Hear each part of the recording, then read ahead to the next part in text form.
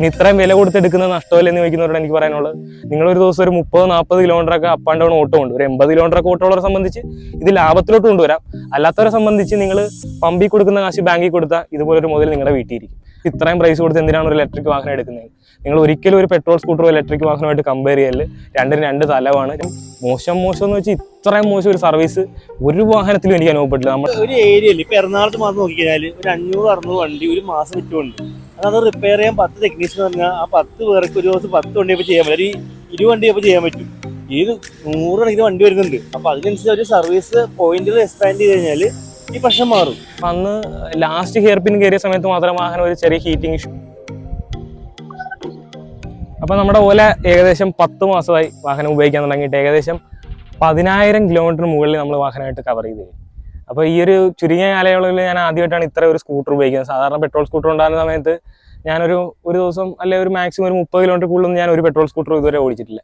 പക്ഷേ ഓല എടുത്തേ പിന്നെ ഒരു പുറത്തോട്ട് ഇറങ്ങി ഒന്ന് കറങ്ങാനൊക്കെ ഇറങ്ങി കഴിഞ്ഞാൽ ഒരു 100 കിലോമീറ്റർ ഓടിച്ചിട്ട് ഞാൻ തിരിച്ച് വീട്ടിൽ വരത്തുള്ളൂ. അപ്പോൾ അതുപോലെയാണ് ഞാൻ ഈ വാഹനം ഓടിച്ചത്. കാരണം അത്രത്തോളം യാത്രാസുഖവും അത്രത്തോളം പെർഫോമൻസ് ഓറിയൻറ്റഡും അത്രത്തോളം ചിലവും കുറവാണ് ഈ വാഹനം ഓടിക്കാനായിട്ട്. അപ്പോൾ ഇത്രയും കാര്യങ്ങളുള്ളതുകൊണ്ട് നമ്മൾ വാഹനം നിലത്ത് വെക്കാറില്ല. അത്യാവശ്യം മിക്കപ്പോഴും എടുത്ത് കറക്കം തന്നെയാണ്. പിന്നെ നമ്മുടെ പ്രായം അറിയില്ല, നമ്മൾ കോളേജിലൊക്കെ പഠിക്കുന്ന പ്രായമാണ്. അത്യാവശ്യം 10 വയസ്സ് വരുമാനമില്ല നടക്കുവാണ്. അപ്പോൾ ഇങ്ങനെയുള്ളവർക്ക് പറ്റിയൊരു മോഡലാണ് ഓല എന്നാണ് എനിക്ക് പറയാനുള്ളത്. കാരണം അത്യാവശ്യം നല്ല പെർഫോമൻസ്, ഒരു സ്പോർട്സ് ബൈക്കിനോട് കടപിടിക്കുന്ന രീതിയിലുള്ള പെർഫോമൻസ്, നല്ല ഫീച്ചേഴ്സ്, കാണാനുള്ള ലുക്ക്, ഇതെല്ലാം കൂടി തികഞ്ഞൊരു വാഹനമാകുമ്പോൾ നമുക്ക് കണ്ണും പൂട്ടി എടുക്കാം. പിന്നെ ചിലവും കൂടി കുറയണമെങ്കിൽ ഞാൻ പറയണ്ടല്ലോ, ഇതിലിപ്പോൾ സന്തോഷം വേറെ ഇല്ല. അപ്പോൾ നമ്മൾ വാഹനത്തിൻ്റെ കാര്യത്തിൽ 100% സാറ്റിസ്ഫൈഡ് ആണ്.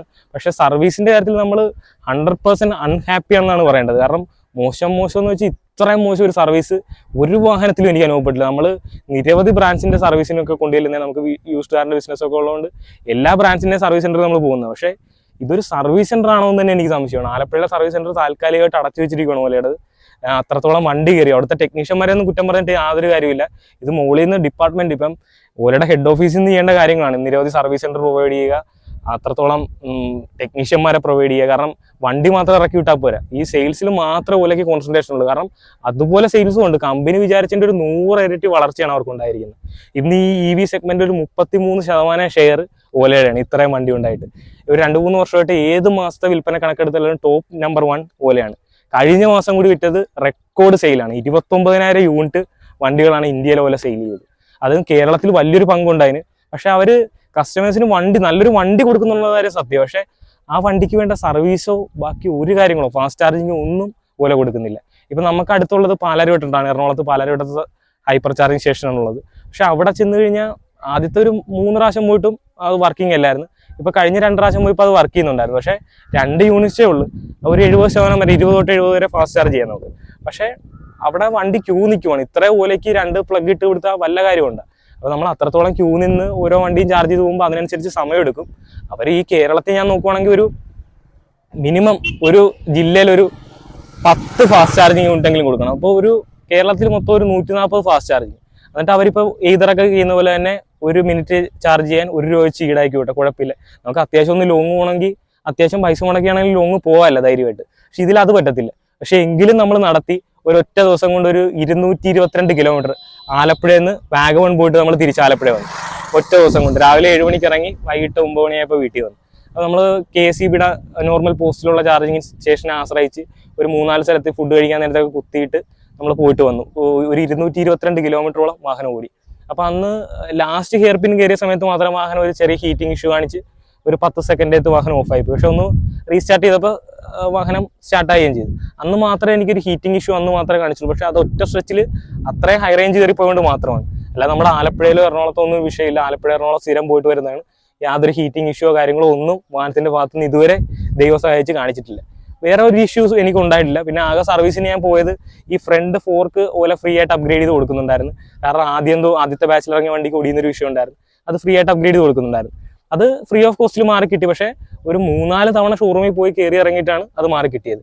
പക്ഷേ എനിക്ക് ഈ അടുത്തിടെ ഉണ്ടായ അനുഭവം എന്ന് വെച്ചാൽ കഴിഞ്ഞ ആഴ്ച വാഹനത്തിന് ബ്രേക്ക് പാഡ് തീർന്നു. അപ്പോൾ ബ്രേക്ക് പാഡ് ഒന്ന് ചേഞ്ച് ചെയ്യാൻ വേണ്ടി ആലപ്പുഴ സർവീസ് സെന്ററിൽ പോയപ്പോഴാണ് താൽക്കാലികമായിട്ട് അടച്ചു വെച്ചിരിക്കുന്നത്. അപ്പോൾ നമ്മൾ സാരമില്ല, നമ്മുടെ ഇവിടുന്ന് 70 കിലോമീറ്റർ ഉണ്ട് ഇടപ്പള്ളിയിലോട്ട്. അപ്പോൾ ഇടപ്പള്ളി ഷോറൂമിൽ ചെന്നപ്പം അവർ പറയുക 2 ദിവസം ഇവിടെ വണ്ടി വെച്ചിട്ട് പോകും. അപ്പോൾ നമ്മൾ ഈ വണ്ടിക്ക് വേണ്ടി 70 കിലോമീറ്റർ കൂടി അവിടെ പോയി അപ്പ് ആൻഡ് ഡൗൺ ഒരു 140 കിലോമീറ്റർ ഉണ്ട്. അപ്പോൾ ഒരു 2 ദിവസം ഈ വണ്ടിയുടെ ബ്രേക്ക് പാഡ് മാറ്റാൻ വേണ്ടി കളയുക എന്നുള്ളത് നടക്കുന്ന കാര്യമല്ല. പിന്നെ ഞാൻ യൂട്യൂബിലൊക്കെ റിസർച്ച് ചെയ്ത സമയത്ത് ഒരു സർവീസ് സെന്റർ പുറത്ത് കണ്ട് അപ്പോൾ അവിടെ കൊണ്ടുവരുന്ന സമയത്ത് നല്ല രീതിക്കുള്ള സർവീസ് നമുക്ക് അവിടെ നിന്ന് ലഭിച്ച് ഒരു മാസം 10-40ഓളം വണ്ടികൾ വരാറുണ്ടെന്നാണ് പറഞ്ഞത്. അതിൻ്റെ ഒരു വീഡിയോയും കൂടി നമ്മളിപ്പോൾ ഇവിടെ ആഡ് ചെയ്യാം. അവിടെ കൊടുത്ത് അരമണിക്കൂർ കൊണ്ട് 2 ബ്രേക്ക് പാഡ്സും ചേഞ്ച് ചെയ്ത് നമ്മൾ പോകുന്നു. അപ്പോൾ നമ്മുടെ കാര്യം നടക്കണമെങ്കിൽ, പക്ഷേ അത് ബ്രേക്ക് പാഡ് ആയതുകൊണ്ട് അങ്ങനെ നടന്നു. ഇതിൻ്റെ മേജർ ഇഷ്യൂ വല്ല വാറണ്ടിയിൽ ക്ലെയിം ചെയ്യേണ്ട വല്ലതാണെങ്കിൽ നമ്മൾ എത്ര ദിവസം ഷോറൂമിൽ നടക്കും, അത് നടക്കുന്ന കാര്യമാണ്. അപ്പോൾ അത് എനിക്ക് ഒട്ടും സാറ്റിസ്ഫൈഡ് അല്ല സർവീസിൻ്റെ കാര്യത്തിൽ. വാഹനത്തിൻ്റെ കാര്യത്തിൽ ഞാൻ ഈ പറഞ്ഞ പോലെ ഹാപ്പിയാണ്. നമ്മൾ ഇത്രയും കിലോമീറ്റർ ഓടാനും കാരണം ഈ വാഹനം അത്രത്തോളം അടിപൊളിയായതുകൊണ്ട് തന്നെയാണ്. പിന്നെ ആർക്കെങ്കിലും ഇനി ഇലക്ട്രിക് പെട്രോൾ വാഹനത്തിൽ നിന്ന് മാറി ഇലക്ട്രിക് വാഹനത്തിലോട്ട് മാറണമെങ്കിൽ ഇനി ഇടം വലം നോക്കേണ്ട കാര്യമില്ല, തീർച്ചയായിട്ടും മാറുക. ഇപ്പം നമ്മൾ റെക്കമെൻഡ് ചെയ്ത ഒരാൾ ഒരു ഓല എടുത്ത് ഏതെടുത്ത് ഇപ്പോൾ ഒരു ചേതക്ക് ബുക്ക് ചെയ്തിട്ടുണ്ട്. ചേതക്ക് കൊണ്ടുപോയാണ് നമ്മുടെ റിലേറ്റീവ്. അങ്ങനെ ഇഷ്ടംപോലെ ഇലക്ട്രിക് സ്കൂട്ടർ ഇപ്പോൾ നമുക്ക് ഇന്ത്യൻ മാർക്കറ്റിൽ നല്ല ഒന്നാന്തരം വണ്ടികൾ അവൈലബിൾ ആണ്. ഏതർ, ഓല, ചേതക്ക്, ബജാജ്, ഹീറോ, വിഡ അങ്ങനെ തുടങ്ങിയ വാഹനങ്ങളൊക്കെ ധൈര്യമായിട്ട് എടുക്കാൻ പറ്റിയ മോഡൽസ് ആണ്. ഇതിനെല്ലാം ഏകദേശം ഒരു 1.30 തൊട്ട് നമുക്ക് മേലോട്ട് ഒരു 1.45 വരെയൊക്കെ നമുക്ക് ആ റേഞ്ചിൽ പ്രൈസ് റേഞ്ചിൽ അവൈലബിൾ ആണ്. അപ്പോൾ നിങ്ങൾ ഓർക്ക് ഇത്രയും പ്രൈസ് കൊടുത്ത് എന്തിനാണ് ഒരു ഇലക്ട്രിക് വാഹനം എടുക്കുന്നത്? നിങ്ങൾ ഒരിക്കലും ഒരു പെട്രോൾ സ്കൂട്ടറോ ഇലക്ട്രിക് വാഹനമായിട്ട് കമ്പയർ ചെയ്യല്. രണ്ടിന് 2 തലമാണ്, രണ്ടിന് 2 കംഫർട്ടാണ്. ഇതിൻ്റെ ഒരു ഫീച്ചേഴ്സും പെർഫോമൻസും റൈഡ് ക്വാളിറ്റി ഒന്നും ഒരിക്കലും ഒരു പെട്രോൾ വാഹനത്തിന് കിട്ടത്തില്ല, പെട്രോൾ സ്കൂട്ടറിന് കിട്ടത്തില്ല, അത് യാതൊരു സംശയമില്ല. ഇതൊരു 180cc ഉള്ള ഒരു ബൈക്കിൻ്റെ പെർഫോമൻസ് തന്നെ തരുന്ന, ഒരു ബൈക്കിൻ്റെ യാത്രാസുഖം തന്നെ തരുന്ന ഒരു മോഡലാണ് ഈ ഇലക്ട്രിക് സ്കൂട്ടേഴ്സ് എന്നുള്ള കാര്യത്തിൽ യാതൊരു സംശയമില്ല. പിന്നെ ഇത്രയും വില കൊടുത്തെടുക്കുന്ന നഷ്ടമല്ല എന്ന് ചോദിക്കുന്നവരോട് എനിക്ക് പറയാനുള്ളത്, നിങ്ങളൊരു ദിവസം ഒരു 30-40 കിലോമീറ്ററൊക്കെ അപ്പ് ആൻഡ് ഡൗൺ ഓട്ടോ ഉണ്ട്, ഒരു 80 കിലോമീറ്ററൊക്കെ ഓട്ടോ ഉള്ളവരെ സംബന്ധിച്ച് ഇത് ലാഭത്തിലോട്ട് കൊണ്ടുവരാം. അല്ലാത്തവരെ സംബന്ധിച്ച് നിങ്ങൾ പമ്പിൽ കൊടുക്കുന്ന കാശ് ബാങ്കിൽ കൊടുത്താൽ ഇതുപോലൊരു മുതൽ നിങ്ങളുടെ വീട്ടിലിരിക്കും. അപ്പോൾ അതിൽ തീർച്ചയായിട്ടും ലാഭമുള്ളൊരു കാര്യം തന്നെയാണ്. അത് ഇടം വലം നോക്കാനില്ല, ചെയ്ത് കളയാം. എന്തായാലും ഇനി പെട്രോൾ സ്കൂട്ടേഴ്സ് എന്നൊക്കെ ആൾക്കാർ മാറി ഇലക്ട്രിക് വണ്ടി എടുക്കുക. ഇപ്പം ഓല S1 X Plus എന്ന് പറഞ്ഞൊരു മോഡൽ ഇറങ്ങിയിട്ടുണ്ട്. അത് പുതിയൊരു ആക്റ്റീവ് എടുക്കുന്നതിനെ കുറച്ച് കാശേ ഉള്ളൂ അതിന്. അപ്പോൾ അത് എടുത്തു കഴിഞ്ഞാൽ നിങ്ങൾക്ക് വളരെ പെട്ടെന്ന് തന്നെ മുതൽ ഊരാം. നിങ്ങളൊരു അത്രയും ഒരു ഇൻവെസ്റ്റ്മെന്റ് ഒന്നും വരത്തില്ല. വളരെ ചെറിയ തുച്ഛമായ ഒരു EMI, ഒരു മാസം ഒരു 2500 മറ്റോ ആണ് അതിൻ്റെ EMI വരുന്നത്. അപ്പോൾ അത് ഒരു പെട്രോൾ സ്കൂട്ടർ നമ്മളൊരു ദിവസം ഒരു 100 രൂപയ്ക്ക് പെട്രോൾ അടിച്ചെന്ന് വെച്ചോ, മാസം ഒരു 3000 രൂപയ്ക്ക് പെട്രോൾ അടിക്കുന്നത്. അപ്പോൾ ആ ഒരു കോസ്റ്റ് അതിൻ്റെ EMIക്ക് വരുന്നുള്ളൂ. പിന്നെ ഇതിൻ്റെ മോഡ്സ് ഒക്കെ വരുന്നത്, കുറച്ച് ഡ്രൈവിംഗ് മോഡ്സ് ഒക്കെ വരുന്നുണ്ട്. എനിക്കിതിൽ ഏറ്റവും ഇഷ്ടപ്പെട്ട ഒരു ഫീച്ചർ എന്താണെന്ന് ചോദിച്ചു കഴിഞ്ഞാൽ അത് ക്രൂയിസ് കൺട്രോൾ തന്നെയാണ്. നമുക്ക് ഇന്ന സ്പീഡ് സെറ്റ് ചെയ്തിട്ട് ആ സ്പീഡിൽ വാഹനം റൺ ചെയ്തോളൂ. ഈ വാഹനം ഒരു 10,000 കിലോമീറ്റർ ഓടിയാൽ ഒരു 60% അല്ലെ ഒരു 40% ക്രൂസ് കൺട്രോൾ ഇട്ട് തന്നെയാണ് ഞാൻ യൂസ് ചെയ്യാറുള്ളത്. അത് അവസാനത്തെ 15% അത് വർക്ക് ചെയ്യത്തില്ല. അത് വർക്ക് ചെയ്യാത്തപ്പം നമുക്ക് നിവർത്തിയില്ല, ആക്സിലേറ്റർ കൊടുത്ത് തന്നെ പോകണം. എക്കോ മോഡ് ഒരു മടുപ്പ് മോഡ് തന്നെയാണ്. 43 കിലോമീറ്റർ ടോപ്പ് സ്പീഡ് കയറത്തുള്ളൂ. അതിലൊരു ചത്ത ഫീലാണ്. വണ്ടി ചെറിയ കയറ്റമൊന്നും കയറത്തുമില്ല. കുറേ സമയം എടുത്താണ് 43 വരെ കയറുന്നത്. പക്ഷേ അവസാനത്തെ 15% അതേ ഓടിച്ച് നിവർത്തിയുള്ളൂ. മോഡ്സ് ഒന്നും ചേഞ്ച് ചെയ്യാൻ പറ്റത്തില്ല, എക്കോ മോഡിൽ തന്നെ പോകണം. അങ്ങനെ മാത്രമേ ഇത് എക്കോ മോഡിൽ ഓടിയിട്ടുള്ളൂ. അല്ലാത്തപ്പോൾ എപ്പോഴും ഞാൻ ഒന്നും നോർമൽ അല്ല സ്പോർട്സിലാണ് ഓടിക്കാറുള്ളത്. ഹൈപ്പർ അധികം വേണ്ടി വന്നിട്ടില്ല. എടുത്ത സമയത്തൊക്കെ ഇട്ട് ഓടിക്കുമായിരുന്നു. അത് കൈവിട്ട പോക്കാണ് പോകുന്നത്. സ്പോർട്സ് മോഡ് ഒരു ലീനിയർ ആയിട്ടുള്ള, അല്ലെ ലീനിയർ അല്ല, അത്യാവശ്യം സ്പോർട്ടി ആയിട്ടുള്ള ഒരു മോഡ് തന്നെയാണ് സ്പോർട്സ് മോഡ്. അതിൽ വാഹനം ഒരു രക്ഷയില്ലാത്ത പെർഫോമൻസ് ആണ് കാഴ്ചവെക്കുന്നത്. പിന്നെ റിവേഴ്സ് മോഡ് വരുന്നുണ്ട്. ഹെഡ്ലൈറ്റ് ഒക്കെ അത്യാവശ്യം നല്ല വിസിബിലിറ്റി ഉള്ള ഹെഡ്ലൈറ്റും കാര്യങ്ങളൊക്കെയാണ് വരുന്നത്. സ്പീക്കേഴ്സ് വരുന്നുണ്ട്, ഫാസ്റ്റ് ചാർജിങ് പോയിന്റ് വരുന്നുണ്ട്. പിന്നെ വളരെ മികച്ച സ്റ്റോറേജ് സ്പേസ്. ഇത്രയും എനിക്ക് തോന്നുന്നു ഈ ഒരു സെഗ്മെന്റിൽ തന്നെ ഏറ്റവും കൂടുതൽ സ്റ്റോറേജ് സ്പേസ് ഉള്ള ഒരു വാഹനം ഇത് തന്നെയായിരിക്കും. പിന്നെ 1-2 കാര്യങ്ങളൊക്കെ പോരായ്മ എല്ലാവരും പറഞ്ഞിരുന്നത് ഇതിന്റെ ഫ്രണ്ട് ഫോർക്ക് ഒടിയുന്നൊരു വിഷയമാണ്. പക്ഷേ ഇപ്പൊ Gen 2 പോകുന്ന സമയത്ത് ഫ്രണ്ട് ഫോർക്ക് ഡ്യുവൽ ഫോർക്ക് ആക്കിയിട്ടുണ്ട്. അലോയുടെ ഡിസൈൻ മാറിയിട്ടുണ്ട്. പിന്നെ കുറച്ച് 1-2 ചേഞ്ചസ് ഒക്കെ വന്നിട്ടുണ്ട്. റേഞ്ചിന്റെ കാര്യത്തിൽ ഒരു 12 കിലോമീറ്റർ റേഞ്ച് ഇമ്പ്രൂവ് ആയിട്ടുണ്ട്. ടോപ്പ് സ്പീഡ് ഇതിന് 116 ആണ് വരുന്നതെങ്കിൽ അതിന് 120 ആണ് ടോപ്പ് സ്പീഡ് വരുന്നത്. അങ്ങനെ കുറച്ച് കാര്യങ്ങൾ ഇമ്പ്രൂവ് ചെയ്തൊന്ന് സെറ്റാക്കി ഇറക്കിയിട്ടുണ്ട്. പിന്നെ ഈ ഒരു സെൻട്രൽ ടണൽ ഇത് എല്ലാവരും പറയാനുള്ള ഒരു നെഗറ്റീവാണ്. അതും Gen 2 വരുമ്പോൾ ഫ്ലാറ്റ് ഫ്ലോർ ആണ് വരുന്നത്. അപ്പോൾ അത്രയൊക്കെ കമ്പനി കണ്ടറിഞ്ഞ് ഇതിന്റെ പോരായ്മകളെല്ലാം പരിഹരിച്ചാണ് Gen 2 ഇറക്കിയത്. ഇനി അവർ ഈ സർവീസും കൂടി ഒന്ന് പരിഹരിച്ച് കഴിഞ്ഞാൽ, ആ ഒരു പ്രശ്നം കൂടി കഴിഞ്ഞ് കഴിഞ്ഞാൽ പിന്നെ ഒലയെ പിടിച്ചാൽ കിട്ടത്തില്ല. പിന്നെ ഹൈപ്പർ ചാർജിങ് സ്റ്റേഷൻ അതും കൂടി വന്നു കഴിഞ്ഞാൽ പിന്നെ ഈ വാഹനം കഴിഞ്ഞിട്ടുള്ളൂ വേറെ എന്തും എന്നാണ് എനിക്ക് പറയാനുള്ളത്. അപ്പോൾ അത്രയൊക്കെ ഉള്ളൂ ഇതിൻ്റെ എൻ്റെ ഒരു എക്സ്പീരിയൻസ് നിങ്ങളുമായിട്ട് ഷെയർ ചെയ്ത്. ഇനിയും നമ്മുടെ ചാനലിൽ പുറകെ ചേതക്കിൻ്റെ വീഡിയോ വരുന്നുണ്ട്, അല്ല ചേതക്ക്, ഓല, ഏതർ എല്ലാം കൂടി വെച്ചുള്ള ഒരു വീഡിയോ വരുന്നുണ്ട്. അപ്പം ഇലക്ട്രിക് സ്കൂട്ടറിൻ്റെ വീഡിയോ, ഞാൻ 2 വീലറിൻ്റെ വീഡിയോ ചെയ്യുന്നത് ഇലക്ട്രിക് സ്കൂട്ടറിൻ്റെ മാത്രമാണ്. ബാക്കിയെല്ലാം നമ്മുടെ ചാനലിൽ നോക്കി അറിയാം, എല്ലാം കാറാണ്. അപ്പോൾ അത്രയൊക്കെ ഉള്ളൂ നമ്മുടെ ഇന്നത്തെ വീഡിയോ കണ്ട എല്ലാ സുഹൃത്തുക്കൾക്കും നന്ദി, നമസ്കാരം. അപ്പോൾ നമ്മൾ ഓലയുടെ സർവീസുമായിട്ട് ബന്ധപ്പെട്ട് എറണാകുളത്ത് ചമ്പക്കര എന്ന് പറഞ്ഞൊരു സ്ഥലത്ത് വന്നിരിക്കുകയാണ്. ഒരു തേർഡ് പാർട്ടി സർവീസ് സെൻ്ററാണ്. സർവീസ് സെൻ്ററിൽ പോയി നമ്മൾ മുടിഞ്ഞ് ഓലയുടെ സർവീസ് സെൻ്റർ നമുക്ക് അറിയാമല്ല, മോശം എന്ന് വെച്ചാൽ ഇത്രയും മോശം സർവീസ് വേറൊരു ഷോറൂമിനും തരാൻ പറ്റത്തില്ല. ആലപ്പുഴ സർവീസ് താൽക്കാലികമായിട്ട് നിർത്തി വെച്ചിരിക്കുകയാണ്. നമ്മളൊരു 3-4 പ്രാവശ്യം ഈ ബ്രേക്ക് പാഡ് മാറാനായിട്ട് അവിടെ പോയി കുഴഞ്ഞ് അവസാനം നമ്മളിവിടെ എറണാകുളത്ത് ഇടപ്പള്ളി വന്നു. അപ്പോൾ അവിടെ 2 ദിവസം വണ്ടി വെച്ചിട്ട് പോകാൻ പറഞ്ഞു. പക്ഷെ വെറും 1/2 മണിക്കൂർ കൊണ്ടാണ് നമുക്ക് വണ്ടി ശരിയാക്കി തന്നത്. സ്ഥലം ആലപ്പുഴ ചമ്പക്കര അല്ലേ?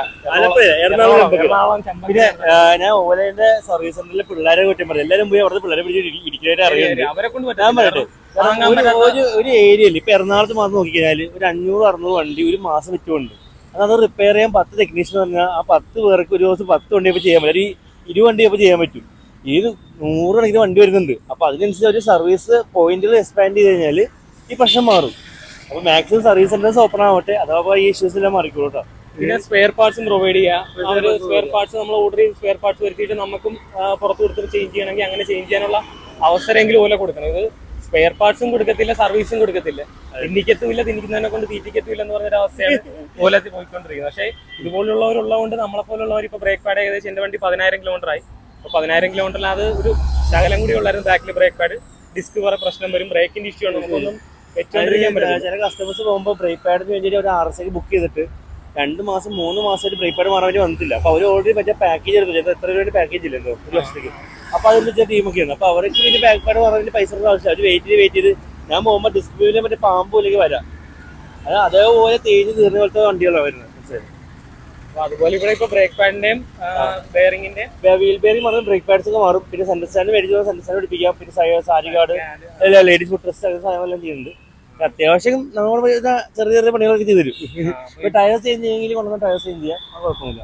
അപ്പൊ ആലപ്പുഴയുള്ളവർ എറണാകുളത്തുള്ളവർക്കൊക്കെ ഉള്ളിയുടെ സർവീസ് കിട്ടുന്നില്ലെങ്കിൽ നേരെ ഇങ്ങോട്ട് പോരും അല്ലേ? അതന്നെ, ഇവിടെ എല്ലാവിധ സർവീസും അത്യാവശ്യം വേണ്ട സർവീസും കാര്യങ്ങളും എല്ലാം ഇവിടെ ചെയ്തു തരും.